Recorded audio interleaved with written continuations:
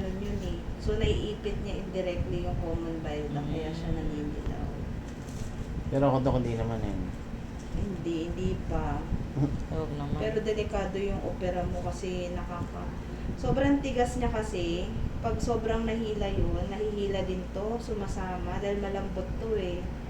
Nasasama. So, pag minsan nai-injure yun, pag hindi yung opera.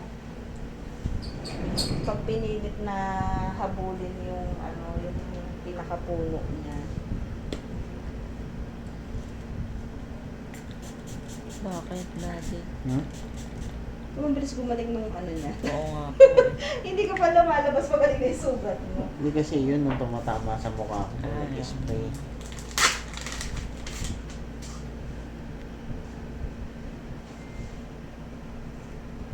Salamat naman, tatanggal na. Ilang linggo tong galingan na ito? Ilang linggo? Ilang linggo po. 1 linggo pa, no? Happy, puta. Di alcohol kasi, sorry. Teka lang ha, baka matusok pa.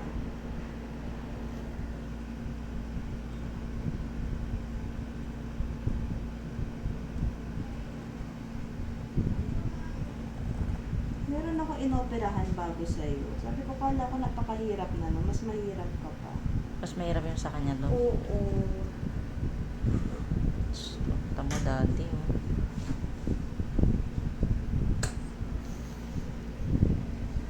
Ano ba ito? Relax na lang. Sige lang, Dok. Kaya naman yung pain.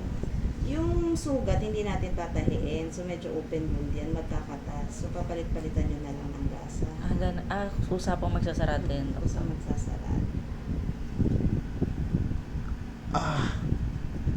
Lalim pala, no? Malalim yan. Nasa ilalim. Tangina. Nararamdaman ko. Okay na. Relax na. O, relax ka na. Yung mga lalaki talaga, no? Parang ang tatapang, pero duwag sa mga. Joke lang. Hawakan mo. Hindi, Dok, ang sakit. Kaya yung pala yung masakit na nararamdaman ko. Sakit. Oo, ngayon ang sakit. Yung pala yung nararamdaman ko sa loob, yung tubo niya. Malambot yan. Hindi ko baga yun pala yung nararamdaman ko pag gumagalaw ako. Ramdam na ramdam. Oo, Malambot na tinatang. malambot yan. Saka madali na isa. May isa pa siya, Dok. Jessie, tawag. Emergency ba yan? Ano to, Dok? Ay, sorry. Multiple. Saan?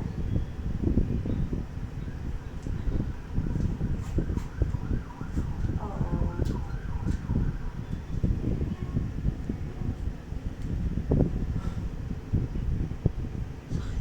Sakit.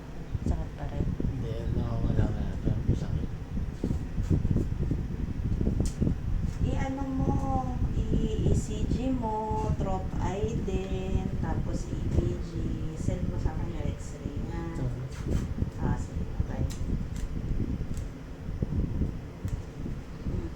Pwede to, Dok, gamitan ng